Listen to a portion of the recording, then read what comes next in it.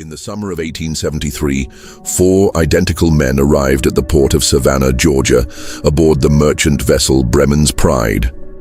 Heinrich, Wilhelm, Friedrich, and Gustav Kellner were so physically indistinguishable that even their own mother, Margareta Kellner, relied on small scars she had secretly made behind each son's ear to tell them apart. What happened next would baffle local law enforcement and challenge everything the community believed about human identity. For over a year, witnesses would swear under oath that they had seen the same man in multiple places at impossible times, conducting business across town while simultaneously being observed miles away. The sheriff's office accumulated 43 separate witness testimonies, each describing encounters that defied physical possibility. When investigators finally uncovered the truth, they found something so disturbing that local authorities quietly buried the case to avoid public panic. The methods these brothers used were so unsettling that no scientific institution would agree to study their techniques, fearing the implications of what coordinated human deception could accomplish. Before we continue with the story of the Kellner family and their arrival in Georgia, make sure to subscribe to our channel for more dark historical mysteries like this one, and let us know in the comments what state or city you're listening from. We love hearing from our community of mystery seekers worldwide. The story that unfolded in Savannah would prove that sometimes the most frightening criminals are those who can make you question your own eyes. Savannah in 1873 was a city rebuilding itself after the devastation of Sherman's march to the sea.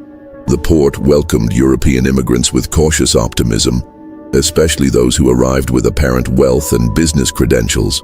The Kellner family presented themselves as prosperous Bavarian merchants seeking to establish import operations in the recovering South. Klaus Kellner, the family patriarch, was a distinguished man in his 50s who spoke English with only a slight accent and carried letters of introduction from German trading houses. His wife Margaret was a stern woman who kept to herself, managing household affairs while her husband pursued business opportunities.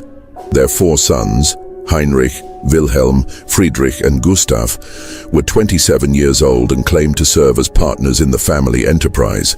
The family rented a comfortable house on Bull Street and quickly established themselves among Savannah's merchant community. Klaus joined the local business association and began developing relationships with cotton factors, shipping agents, and warehouse operators. To their neighbors, the Kellners appeared to be exactly what the struggling local economy needed: foreign investors with capital and European connections. But there was something unsettling about the 4 brothers that even sophisticated businessmen couldn't quite identify. They were absolutely identical in appearance. Same height, same build, same wheat-colored hair, same pale blue eyes, even the same mannerisms and way of speaking. When dressed similarly, it was genuinely impossible to tell them apart. Mrs. Victoria Hammond, wife of a prominent cotton merchant, encountered the brothers at several social gatherings and later confided to friends that they made her uncomfortable. "It's not natural for grown men to be so identical," she told her husband. "When one speaks, the others nod at exactly the same moments. They finish each other's sentences in ways that seem almost rehearsed." The brothers adapted to Savannah's business environment with remarkable speed. Within weeks, they had established relationships with every major commercial enterprise in the city. Heinrich seemed to specialize in banking and finance. Wilhelm focused on shipping and transportation. Friedrich handled social connections, and Gustav managed what appeared to be family correspondence and record-keeping. Their business acumen was impressive, but their knowledge seemed too extensive for newcomers. They knew which merchants were struggling financially, which families had money troubles, which shipping schedules offered the best opportunities, and which local officials might be influenced by the right approach. Mr. Jonathan Whitfield, a respected cotton factor, noticed that Heinrich possessed unusually detailed knowledge of cotton markets and banking procedures for someone supposedly new to American commerce. "He speaks about our local business as if he's been studying it for months," Whitfield told his partners. "Either he's remarkably well informed or something peculiar is happening." The summer heat made business transactions sluggish and social interactions uncomfortable, creating an atmosphere where unusual occurrences could be dismissed as heat-induced confusion. It was in this environment that the first strange reports about the Kellner brothers began to surface. The first truly disturbing incident occurred on August 15, 1873, during a business meeting at the Cotton Exchange. Savannah's most prominent merchants had gathered to discuss crop forecasts and shipping arrangements for the fall cotton season. The meeting was supposed to be private, limited to established cotton factors and their trusted associates. At approximately 10 a.m., Mr. Samuel Pemberton noticed Heinrich Kellner sitting near the back of the room, taking notes despite not being on the invitation list. Heinrich was dressed in a dark business suit and appeared to be following the discussion with intense interest, occasionally nodding as if he possessed intimate knowledge of the matters being discussed. When Pemberton quietly inquired about Heinrich's presence, he discovered something that made him deeply uncomfortable. 3 other men, banker Robert Morrison, merchant Theodore Farnsworth, and shipping agent Dr. Edmund Caruthers, each claimed they had personally invited Heinrich after morning business conversations. But here's where the situation becomes impossible to explain rationally. Each man described completely different meetings with Heinrich that morning, occurring at different locations around the same time. Morrison insisted he had met Heinrich at the Planters Bank at 8:30 a.m. to discuss commercial loans. Farnsworth claimed he had encountered Heinrich at the shipping office at 8:45 a.m. to review cargo insurance policies. Dr. Caruthers reported meeting Heinrich at 9 a.m. to discuss investment opportunities in his medical practice. The physical descriptions all 4 men provided were identical: approximately 6 feet tall, lean build, well-groomed appearance, and wearing the same dark wool suit despite the August heat. Each noted that Heinrich spoke with a slight German accent and demonstrated sophisticated knowledge of their respective business areas. During the Cotton Exchange meeting, Heinrich approached various attendees with conversation that revealed impossible knowledge of their private affairs. He mentioned to banker Morrison that recent gold shipments had arrived safely, referring to information that was supposed to be confidential. He asked merchant Farnsworth about a contract dispute that had been settled in private negotiations just that morning. Most unsettling was Heinrich's conversation with Colonel William Vandenberg, a prominent cotton factor. Heinrich approached him during a break and said, "Colonel, I trust your Charleston business arrangements are proceeding smoothly. It would be unfortunate if complications arose with such profitable ventures." Colonel Vandenberg felt his blood run cold. He had indeed been involved in questionable deals in Charleston, transactions that could damage his reputation if they became public knowledge. The arrangements had been discussed only in private meetings that no outsider should have known about. "How could you know about such matters?"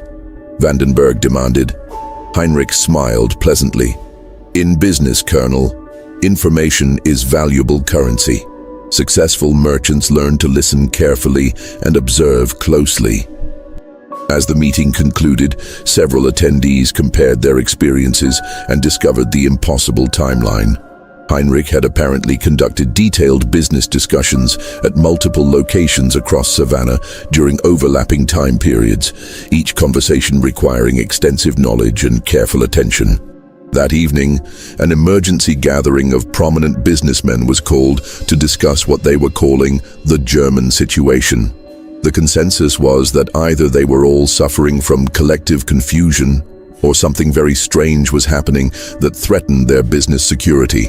Sheriff Marcus Redmond was contacted and briefed on the situation, beginning an investigation that would uncover one of the most sophisticated criminal schemes in Georgia's history.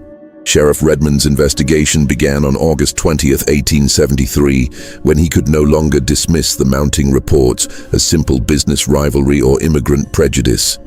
Armed with detailed statements from over a dozen prominent citizens, he decided to observe the Kellner family directly. The sheriff's first discovery was troubling. The brothers maintained schedules that seemed to defy physical limitations. His deputy, James Fairfax, reported observing Heinrich leaving the family's Bull Street house at 8 a.m., Yet reliable witnesses consistently reported seeing him conducting business across town throughout the morning. "I watched him enter the cotton exchange at 9 o'clock, Deputy Fairfax wrote in his log. "He remained inside for what appeared to be a 2-hour meeting. Yet during that exact time period, I received reports from trustworthy sources that he was simultaneously at the shipping office and the bank." Sheriff Redmond decided to confront the family directly. On August 25th, he visited their Bull Street residence, hoping to find reasonable explanations for what was becoming a public concern about basic reality. Klaus Kellner received the sheriff in a well-appointed parlor filled with European furniture and business correspondence. "Sheriff Redmond," Klaus said in accented English, "I understand there have been some misunderstandings about my son's business activities. I'm sure any confusion can be clarified."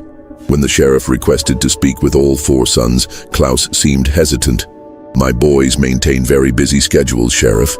They are currently engaged in various business appointments throughout the city." But within 30 minutes, all 4 brothers had returned to the house, arriving separately, but within minutes of each other. When questioned about their morning activities, their responses were perfectly coordinated. "We maintain detailed schedules to avoid conflicts," Heinrich explained smoothly. "Our business operations require careful coordination to ensure we don't duplicate efforts or create confusion among our clients." Sheriff Redmond noticed something deeply disturbing about their interactions. The brothers communicated through subtle signals, slight gestures, brief eye contact, and barely perceptible nods that seemed to convey complex information without words. Their responses to questions were perfectly synchronized, as if they had rehearsed every possible inquiry. When asked about specific business meetings, each brother provided detailed answers that matched witness statements about impossible simultaneous activities. They seemed to possess complete knowledge of each other's conversations and could seamlessly explain apparent contradictions in their schedules. "Mr. Heinrich," Sheriff Redmond said, "several reliable witnesses place you at the cotton exchange this morning from 9 to 11. Yet other equally reliable sources insist you were at the shipping office during the same period. How do you explain this?" Heinrich responded with unshakable confidence. "I believe there may be confusion about dates, Sheriff. Business meetings can seem similar when people recall them weeks later. If you check with those gentlemen again, I'm certain you'll find our schedules are perfectly consistent." But Sheriff Redmond had verified the dates and times with multiple independent sources. The encounters had definitely occurred simultaneously, yet Heinrich was responding as if such precision was perfectly normal. Over the following weeks, Sheriff Redmond expanded his investigation to include surveillance of the entire family. What he discovered revealed a level of coordination that challenged his understanding of human capability. Hidden in Klaus Kellner's study, the sheriff found business correspondence that used unusual terminology. Letters discussed client assessments, security evaluations, and opportunity schedules, language that seemed more suitable for criminal planning than legitimate commerce. More disturbing were detailed notes about prominent Savannah families. The files contained information about daily routines, financial situations, business relationships, and personal secrets that could only have been gathered through systematic observation and careful listening. Sheriff Redmond realized the Kellner brothers were conducting intelligence operations that went far beyond normal business research. They were gathering information that could be used to exploit vulnerabilities, blackmail prominent citizens, or plan criminal activities. The sheriff also discovered that similar reports were coming from other cities. Telegraph communications with law enforcement in Charleston, Augusta, and Atlanta revealed that identical German brothers had been conducting similar activities in those locations, always appearing to possess impossible knowledge and maintaining impossible schedules. Sheriff Redmond's expanding investigation revealed that the Kellner brothers had developed what appeared to be the most sophisticated criminal deception scheme in American history. Their ability to appear in multiple locations simultaneously was not supernatural. It was the result of meticulous planning and perfect coordination. The breakthrough came when Deputy Fairfax observed something crucial during his surveillance. While watching Heinrich enter a business meeting at the cotton exchange, the deputy noticed another figure dressed identically entering the shipping office 3 blocks away at exactly the same time. The distance made it impossible for one person to be in both locations, yet both figures moved with Heinrich's distinctive mannerisms. Sheriff Redmond realized that the brothers were using their identical appearance to create elaborate deceptions. They could attend multiple meetings simultaneously by carefully coordinating their schedules and sharing information about their conversations. To outside observers, it appeared that one person was conducting impossible amounts of business. But the sophistication of their scheme went far beyond simple impersonation. The brothers had developed a system for sharing detailed information about their individual conversations, allowing each to speak knowledgeably about encounters they hadn't personally experienced. The sheriff's investigation revealed that they maintained detailed written records of every conversation, every piece of information gathered, and every business relationship established. These records were shared among all 4 brothers, creating the illusion that each possessed omniscient knowledge of Savannah's business and social networks. More disturbing was their systematic approach to gathering sensitive information. Heinrich focused on banking and financial intelligence, learning about loans, investments, and monetary transactions. Wilhelm specialized in shipping and transportation, documenting cargo schedules, warehouse operations, and travel patterns. Friedrich concentrated on social intelligence, attending gatherings where he could overhear private conversations and family secrets. Gustav managed their information sharing system and identified opportunities for exploitation. Sheriff Redmond discovered that the brothers had been recruiting accomplices among Savannah's working class. Servants, clerks, dock workers, and delivery boys were being paid small amounts to report on their employers' activities, providing the brothers with insider information about prominent families' private affairs.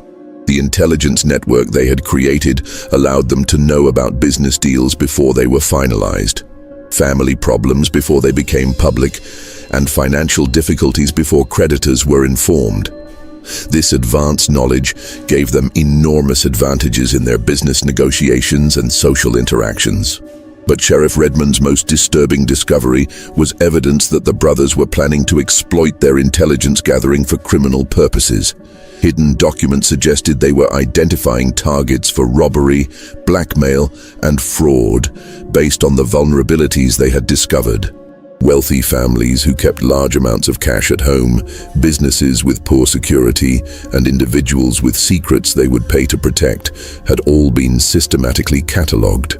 The brothers weren't just conducting unusual business practices, they were preparing for a coordinated criminal assault on Savannah's most prominent citizens. On October 10, 1873, Sheriff Redmond's fears were confirmed when the Vandenberg family became victims of the most precisely planned robbery in the city's history. The robbery of the Vandenberg mansion on October 10, 1873, demonstrated the full extent of the Kellner brothers' intelligence-gathering operation. Colonel Augustus Vandenberg had been hosting a dinner party for Savannah's business elite when thieves gained access to his private study and opened his supposedly secure safe. The robbery was executed with surgical precision. The criminals knew exactly where to find the hidden safe, knew the combination that only the colonel and his wife possessed, and knew which specific items to take while leaving behind obvious valuables that would have slowed their escape. When Colonel Vandenberg discovered the theft the next morning, he was baffled by the thieves' detailed knowledge. "They took documents that could ruin me if made public," he told Sheriff Redmond. "But they ignored jewelry and silver worth twice as much. Whoever did this understood my business better than my own partners." Sheriff Redmond's investigation revealed something even more disturbing. Multiple guests at the dinner party reported seeing one of the Kellner brothers during the evening, despite the fact that no German family had been invited. Heinrich had apparently been moving through the house, engaging guests in conversation while systematically gathering information about the layout and security arrangements. Mrs. Adelaide Whitman, the colonel's sister-in-law, remembered speaking with a polite German gentleman who seemed to know everyone at the party. "He asked such intelligent questions about Papa's business," she recalled. I thought it was charming how interested he was in our family's affairs. But other guests described encounters with the same person in different parts of the house at overlapping times. The butler saw him in the kitchen, asking about service schedules. The groundskeeper spotted him near the stable, inquiring about security routines. Several guests encountered him on the second floor, where he was supposedly admiring family portraits while actually studying the house's layout. Sheriff Redmond realized that the Kellner brothers had used their identical appearance to conduct reconnaissance during the dinner party itself. While one brother mingled with guests downstairs, others had been mapping the house's layout and identifying vulnerabilities. The precision of the robbery suggested months of preparation. The thieves had known which documents were most valuable, where they were stored, and how to access them without triggering the Colonel's security measures. This level of planning required systematic intelligence gathering that went far beyond casual observation. Over the following weeks, similar incidents occurred throughout Savannah. Wealthy families found themselves victims of robberies that demonstrated impossible knowledge of their private affairs. Businesses discovered that competitors possessed information about their confidential operations. Prominent citizens received anonymous letters threatening to expose embarrassing secrets unless payments were made. Sheriff Redmond understood that the Kellner brothers had weaponized their intelligence network for systematic criminal exploitation. They weren't just unusual businessmen. They were sophisticated criminals who had spent months preparing for coordinated attacks on Savannah's most vulnerable targets. The sheriff decided to set a trap. He spread carefully crafted rumors about a wealthy merchant family planning to display valuable jewelry at an upcoming social gathering. Then he positioned deputies throughout the city to watch for any of the Kellner brothers conducting surveillance of the supposed target. What happened next confirmed Sheriff Redmond's worst suspicions about the brothers' capabilities. On the night of the fabricated event, deputies stationed at 4 different locations reported simultaneous sightings of Heinrich Kellner. At 8 p.m., he was observed near the supposed target house, apparently conducting reconnaissance. At the same time, he was seen at the train station, seemingly preparing to leave town. Deputies also spotted him at the docks, talking to ship captains about passage, and at a tavern near the German district, meeting with known criminal associates. Each deputy provided identical descriptions and was absolutely certain of his identification. The sightings were physically impossible for one person, yet the evidence was overwhelming. Sheriff Redmond realized he was dealing with criminal capabilities that challenged every assumption about law enforcement and criminal investigation. The sheriff contacted federal authorities, requesting assistance with what had become a threat to public order and commercial confidence. If the Kellner brothers could continue their operations with impunity, no business or family in Savannah would be safe from their systematic exploitation. On November 15, 1873, Detective Inspector William Carrington arrived from the Pinkerton Detective Agency with a mandate to solve what was becoming known as the Impossible Brothers case. Detective Carrington brought with him investigative techniques that were revolutionary for 1873, including systematic photography and detailed surveillance methods.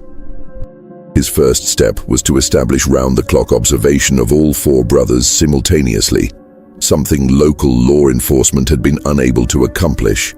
Carrington divided his team of 6 Pinkerton agents into 3 shifts, with 2 agents assigned to monitor the Kellner house at all times, while the others rotated surveillance of individual brothers throughout the city.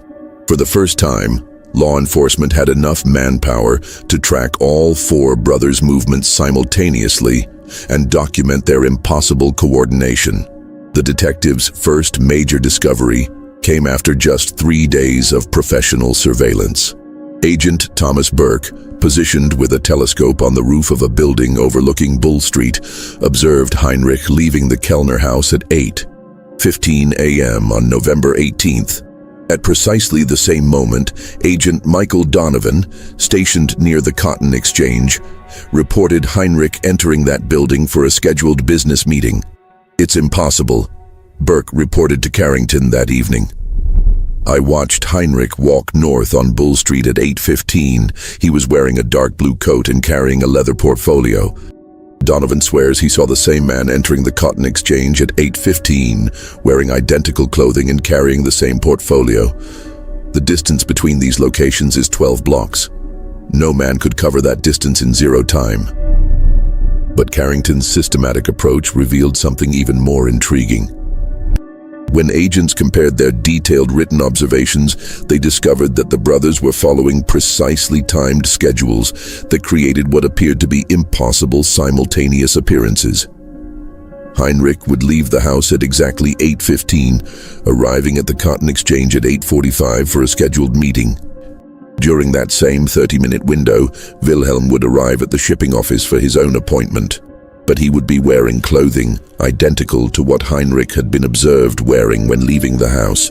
The detective realized that the brothers were not just using their identical appearance, they were coordinating their clothing, accessories, and even the items they carried to ensure that witnesses would describe identical details when questioned. A leather portfolio carried by Heinrich in the morning would be passed to Wilhelm for his afternoon appointments, creating the illusion that the same person was conducting business throughout the day. Carrington's team also discovered that the brothers had developed an elaborate system of communication that allowed them to share information about their individual conversations almost instantly. Hidden observation posts revealed that the brothers used a network of street vendors, messenger boys, and domestic servants to relay detailed information between locations. Young Timothy Boswell, a messenger who worked for several law firms, was observed carrying folded papers between the brothers' various business appointments. When Agent Sarah Mitchell, disguised as a prospective customer, approached Timothy's employer, she learned that the boy was being paid extra to remember important details from conversations he overheard and to deliver those details to specific addresses throughout the city. But the most sophisticated aspect of their operation was the brothers' method of creating alibis. Agent Donovan observed Heinrich attending a business meeting at the Cotton Exchange from 10 a.m. to noon on November 20th. During that exact time period, Agent Burke documented Wilhelm visiting 3 different shops on Broughton Street, where he was recognized by shopkeepers who were certain they were dealing with Heinrich Kellner. Wilhelm is using his identical appearance to establish Heinrich's presence in multiple locations, Carrington wrote in his investigation log. While Heinrich conducts legitimate business that creates documented proof of his whereabouts, Wilhelm simultaneously creates witnesses who will swear Heinrich was somewhere else entirely. If Heinrich were ever accused of a crime committed during his documented business meeting, he would have witnesses placing him at innocent locations during the same time period. Detective Carrington's investigation revealed that this alibi system was being used to cover increasingly serious criminal activities. On November 22nd, while Heinrich was observed attending a public meeting at the Merchants Association, a burglary occurred at the Pemberton residence that showed intimate knowledge of the family's routines and the location of their valuables. Mrs. Evangeline Pemberton reported that the thief had accessed her jewelry box using a key that fit perfectly, suggesting someone had made detailed observations of her daily habits.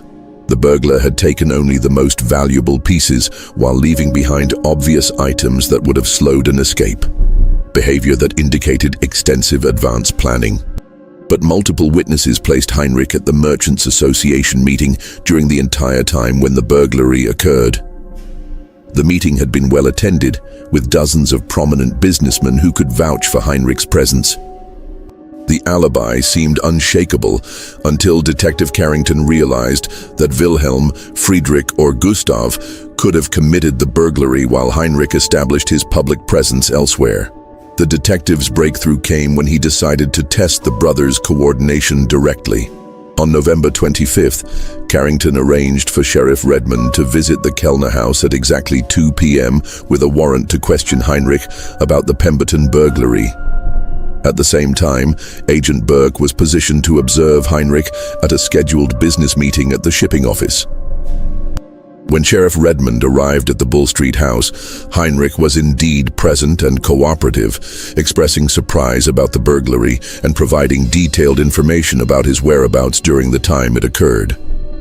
But Agent Burke simultaneously observed Heinrich at the shipping office, engaged in a lengthy discussion about cargo insurance policies. Either Heinrich Kellner has mastered the ability to be in two places at once, Sheriff Redmond reported, or we're dealing with criminal deception on a scale I've never encountered. The man I questioned at his house knew details about the Merchants Association meeting that only someone who attended could have known. But Agent Burke swears he observed the same man conducting business across town at the same time. Detective Carrington realized that the brothers had perfected their deception to such a degree that they could maintain alibis even under direct law enforcement scrutiny. Their system of shared information was so sophisticated that each brother could convincingly discuss events he hadn't personally witnessed, creating the illusion that one person was conducting impossible amounts of business. But the detective also understood that this level of coordination required constant communication and precise timing that created vulnerabilities. If law enforcement could disrupt their communication network or catch them during a transition between roles, the entire deception might unravel. On December 1st, 1873, Detective Carrington implemented a plan designed to force the brothers into a situation where their coordination would break down, revealing the true nature of their criminal scheme. Detective Carrington's plan was elegantly simple. Create a situation that would require all four brothers to be in specific locations simultaneously, making their deception impossible to maintain. The detective worked with Sheriff Redmond to coordinate what appeared to be routine law enforcement activities that would actually serve as a comprehensive test of the brothers' capabilities. On December 5th, the plan was set in motion. At exactly 10 a.m., Sheriff Redmond visited the Kellner house with a warrant to search the premises for stolen goods, requiring all family members to remain present during the search. Simultaneously, federal bank examiner Robert Hayes, actually Agent Donovan in disguise, arrived at the Planters Bank with urgent questions about Heinrich's recent financial transactions that required his immediate presence. At the same time, Customs Inspector William Clark, Agent Burke in disguise, appeared at the shipping office demanding that Wilhelm provide documentation about recent cargo manifests, claiming federal authorities had received reports of smuggling activities. Meanwhile, Agent Mitchell, posing as a legal representative, arrived at the courthouse requiring Friedrich's immediate testimony about a business dispute that could result in federal charges if he failed to appear. The simultaneous demands created an impossible situation for the brothers. They could not physically be in four different locations at the same time, yet each situation required their personal presence and could not be delegated or postponed without arousing serious suspicion. Detective Carrington positioned himself where he could observe the Kellner house during Sheriff Redmond's search. What he witnessed revealed the true extent of the brothers' desperation and criminal sophistication. At 10 a.m. sharp, all four brothers were indeed present at the house when Sheriff Redmond arrived. They cooperated fully with the search, maintaining their typical coordinated responses and identical mannerisms. But Carrington observed something crucial. The brothers were exhibiting signs of extreme stress that they had never displayed during previous encounters with law enforcement. Heinrich's hands trembled slightly as he provided documents requested by the sheriff. Wilhelm repeatedly glanced at the window as if calculating escape routes. Friedrich seemed unusually talkative, volunteering information about business activities that hadn't been requested. Gustav remained silent, but his eyes darted constantly between his brothers and the law enforcement officers. But the most revealing moment came when a messenger arrived at the house, claiming to have urgent business communications for Heinrich. The brothers exchanged glances that seemed to communicate complex information in seconds, and Heinrich immediately declared that he needed to leave for an important business appointment that could not be delayed. "I'm afraid that's not possible," Sheriff Redmond replied firmly. "This search warrant requires all residents to remain present until we've completed our examination of the premises." Heinrich's response revealed the first crack in the brothers' perfectly coordinated facade. "Sheriff, you don't understand. I have legal obligations that supersede your warrant. Federal business cannot be delayed for local law enforcement procedures." It was the first time any of the brothers had shown anything less than complete cooperation with law enforcement. Heinrich's obvious distress suggested that the simultaneous demands on their time had created a crisis they couldn't resolve through their usual methods. Over the next 2 hours, messengers continued arriving at the house with increasingly urgent requests for the brothers' presence at various locations throughout the city. Each message created additional stress, and Carrington observed the brothers' coordination beginning to deteriorate under pressure. Wilhelm began answering questions intended for Friedrich. Gustav responded to Heinrich's name when called by the sheriff. Most significantly, their perfectly synchronized mannerisms started showing subtle variations as their stress increased. At noon, the breaking point was reached when Agent Donovan, still disguised as federal bank examiner Hayes, arrived at the house demanding Heinrich's immediate presence at the bank to resolve what he claimed were serious federal violations that could result in criminal charges. "Mr. Kellner," Agent Donovan announced, "federal banking regulations require your personal testimony about these transactions. Failure to comply within the hour will result in federal warrants being issued." Heinrich's response revealed the desperation that had been building throughout the morning. "There must be some mistake. I can provide any documentation you require right here. There's no need for me to leave this location." But Agent Donovan pressed his advantage. "Sir, federal law requires personal testimony at the bank location where the questioned transactions occurred. The federal authorities will not accept anything less than your physical presence at the bank within 1 hour." The impossible demand finally shattered the brothers' coordination. Heinrich looked to his brothers for guidance, but their usual silent communication system appeared to have broken down under stress.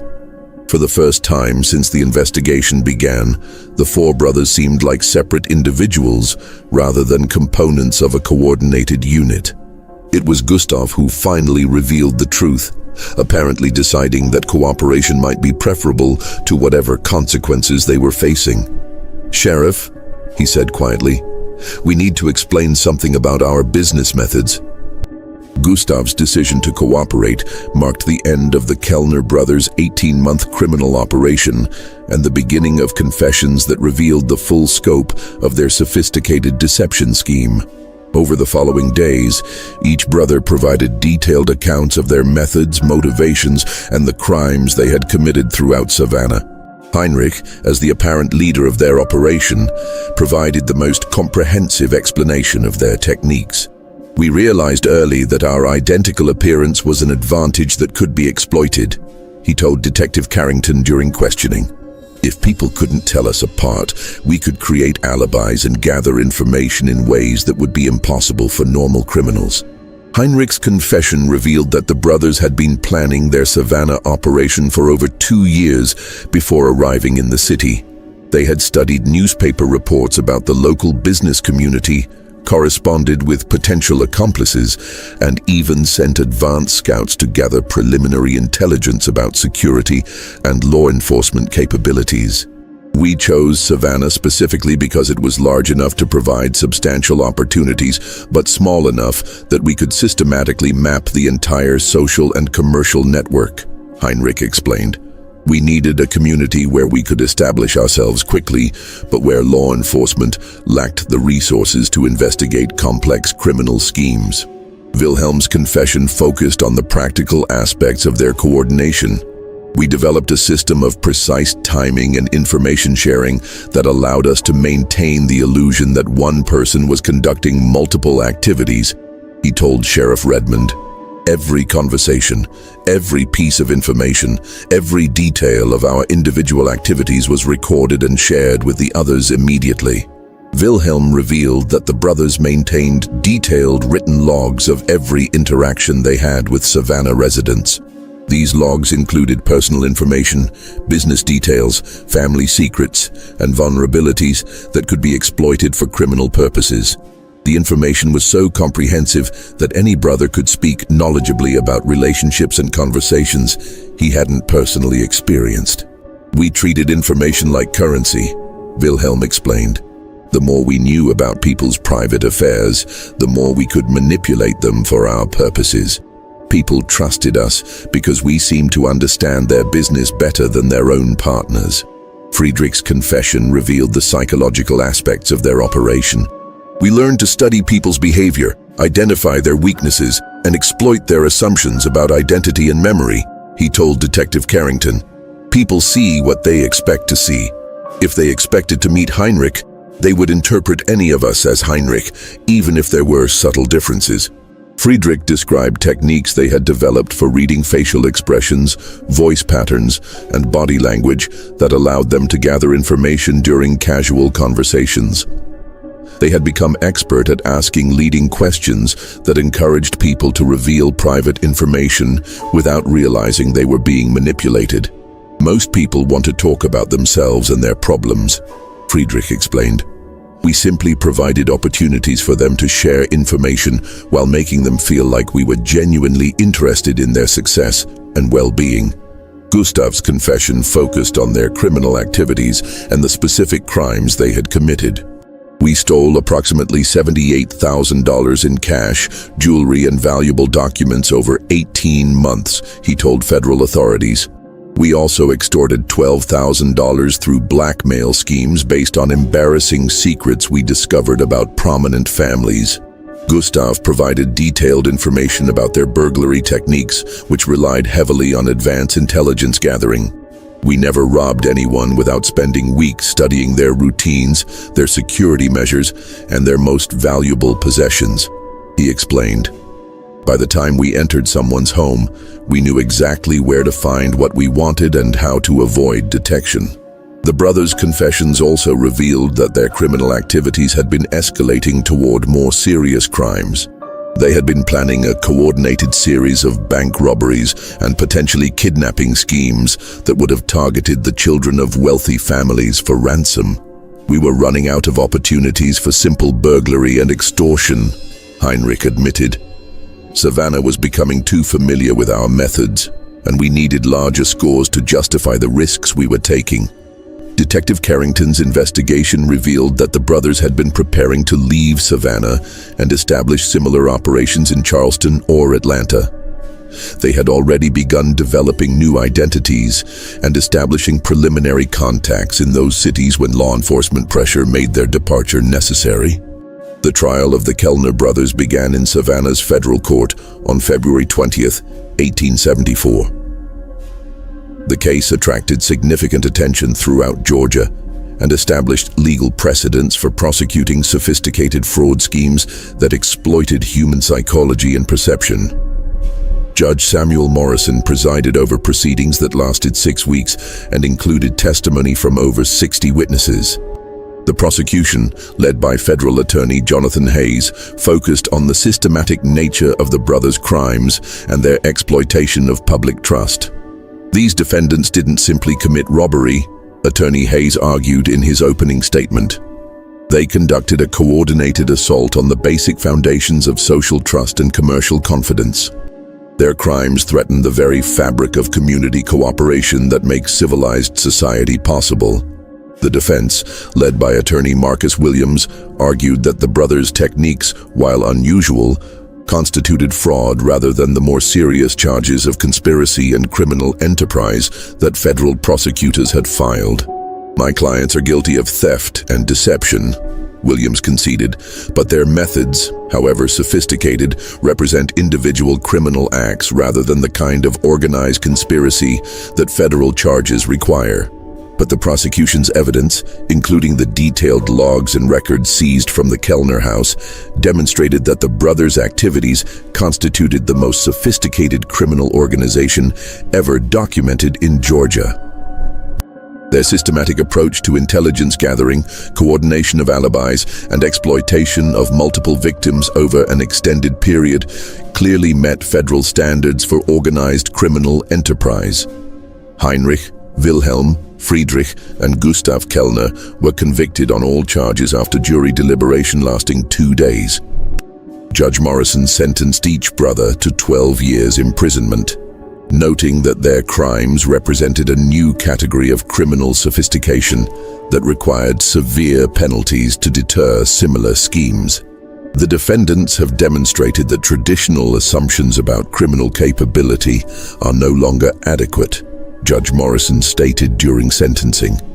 Their systematic exploitation of human psychology and perception requires law enforcement to develop new investigative techniques and legal frameworks.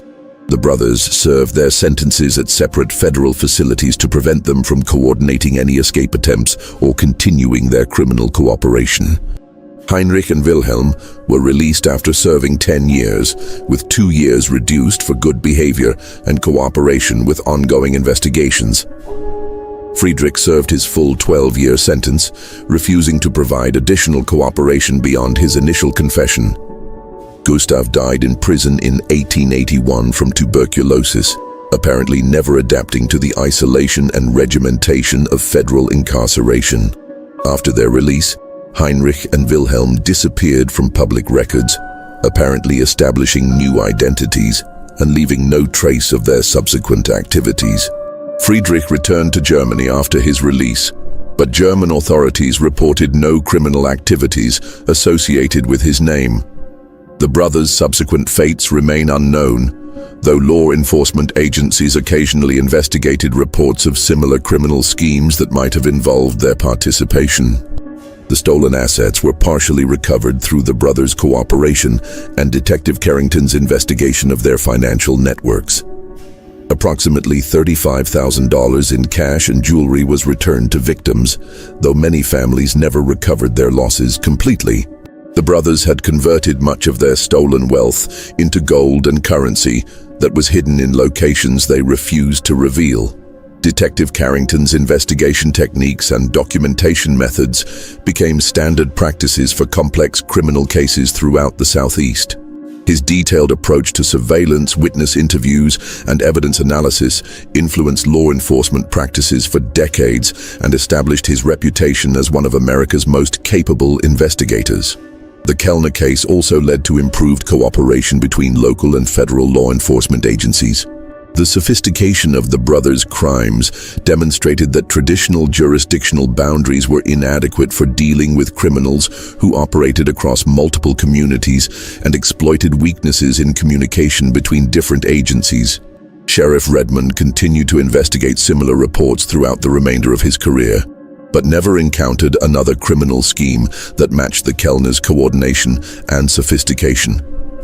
The case became a reference point for evaluating other unusual criminal activities and remained an active part of law enforcement training for decades. The Bull Street house where the family had lived was eventually sold to a respectable merchant family, but it retained a reputation among locals as a place where unusual and disturbing events had occurred. Stories about the mysterious German brothers became part of Savannah folklore, though specific details were kept confidential to protect the privacy of their victims. This case demonstrates that the most dangerous criminals are often those who appear most trustworthy and respectable. The Kellner brothers used their identical appearance and apparent business credentials to gain access to information and opportunities that would have been impossible for obvious criminals to obtain. Their systematic approach to deception shows how human psychology and social assumptions can be exploited by determined criminals willing to invest time and effort in sophisticated schemes. What do you think of this story? Could such elaborate deceptions be carried out successfully today, or would modern investigative techniques make such crimes impossible? Leave your comment below and share your theories about this case. If you enjoyed this historical mystery, subscribe, hit the notification bell, and share with someone who loves true crime stories. Sometimes the most unsettling truths are those that show us how easily we can be deceived by appearances. See you in the next video.